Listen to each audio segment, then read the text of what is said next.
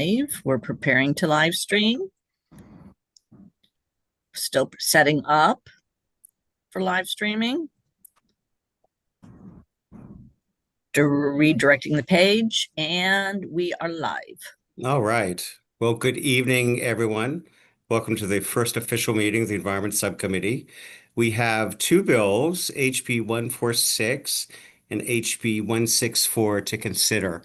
Why don't we start with 164? And Kristen, if you could remind us what this bill does, and also confirm that this is in the same posture as the bill we passed last year.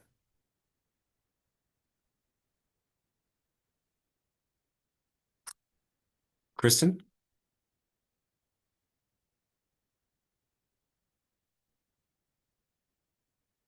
Kristen?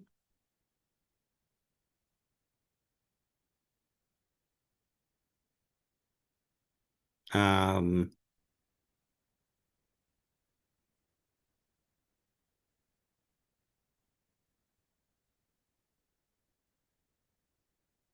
I not the only one who's not hearing Kristen? No, I don't hear it either. I Okay. think maybe Can't hear her either. I don't hear her. Vice Chair Guyton went to Okay, let her know.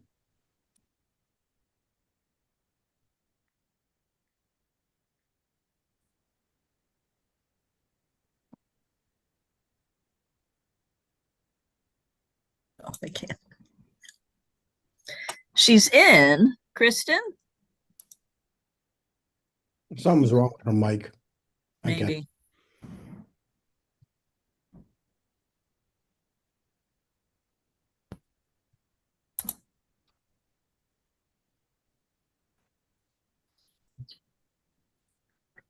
Oh, there she is. I was in the waiting room at my end, but I don't know if it was showing that in your end. I thought I had let you in, and you seemed to be in, but Oh, I think my internet went out because I had eventually put my Ethernet. Anyway, okay, what bill are we on? We're on HB 164. So just a very brief summary and confirming that it is in the same form as we passed it last year. Yep, House Bill 164 is in the same form as we passed last year. It prohibits a person from disposing yard waste collected on grounds of a state building or state highway in a single-use plastic container, and instead requires a person to collect the yard waste on the grounds of a state building or state highway in a container that will not be discarded with the yard waste or in a compostable bag. And this applies to state employees or contractors with the state. Okay, Delegate Fraser Hidalgo. So this is in the same posture as the bill that passed last year. What happened to the bill? Did it just die in the Senate, or what happened to it? It got to second reading. I think it was laid over and then no further action. So it was in the Senate's past second reading. All right. Move favorable. Second. Okay. There's a second. Okay. All right. Any other questions about this bill? Hi, Madam Vice Chair. Okay. Hearing none. All those in favor of the bill, HB 164, say aye. Aye. Opposed? Okay, bill passes. HB 146. Kristen, Just if you make could. sure I was a no, Mr. Chair. Oh, you were a no. Okay. Thank Duly you. noted. Okay.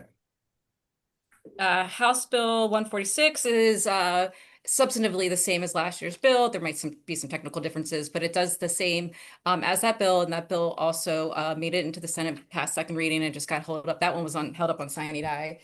So this bill requires a landlord that is served by a septic system to ensure that the septic system has been inspected and pumped out by July 1st, 2028, and before each new tenant occupies the property.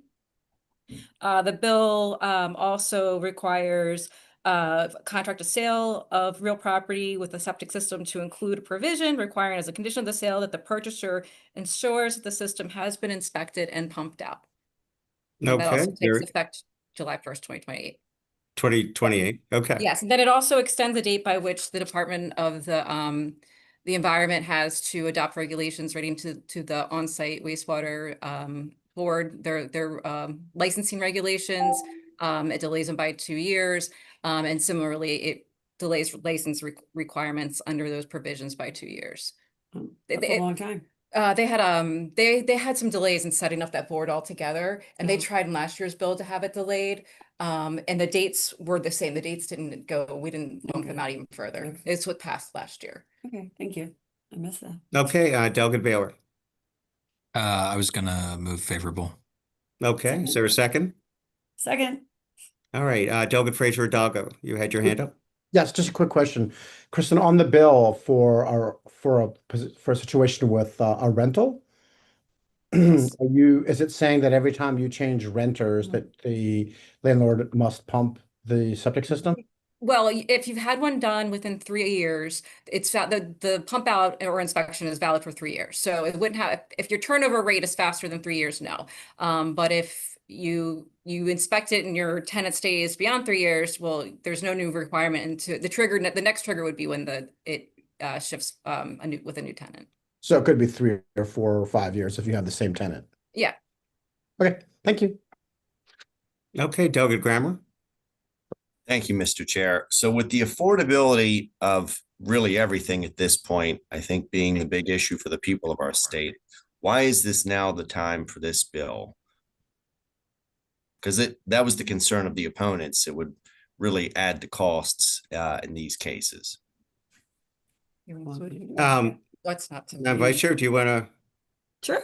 ask the bill sponsor? Yeah. I don't know that there's any significant evidence that it adds to cost of anyone. These are things that are best practices, and we're trying to protect our water, protect people who are landlords and moving into homes that are particularly older homes who haven't been serviced. And we're also trying to protect everyone involved in real estate transactions. So there is no significant fiscal note. These are things that should be done anyway. They often are required by mortgages. This is just to ensure that in fact they are being done in cases where renters are changing, or the property is changing hands. Again, best practices, unfortunately, sometimes we have to put those into statute. Thank you. Okay, Delegate Morgan. Thank you, Mr. Chair. Hey, Doug Guyton, what's your comment on the realtor's request for some of the amendments that they put in? I worked with my comment is I worked with the realtors a lot last year, and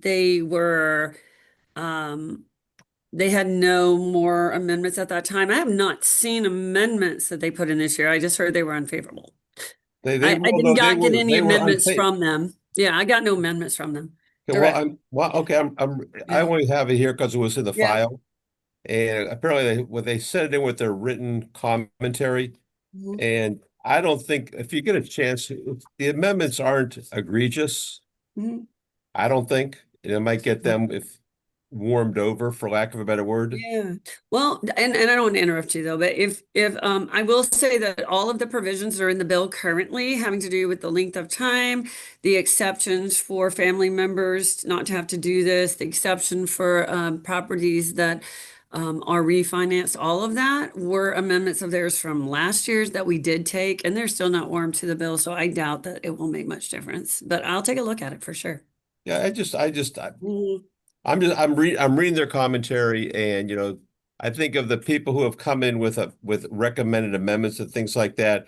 Theirs seem more reasonable. It's just it's a period of time, an EPA 5-year period, couple other little things for the inspector.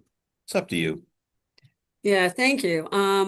Had they come in favorable with amendments or brought them to me ahead of today or ahead of the hearing, then certainly we would have reconsidered that. But because they were unfavorable, I honestly didn't spend a lot of time looking at their amendments, to be honest. Okay, well because I just was reading in the file.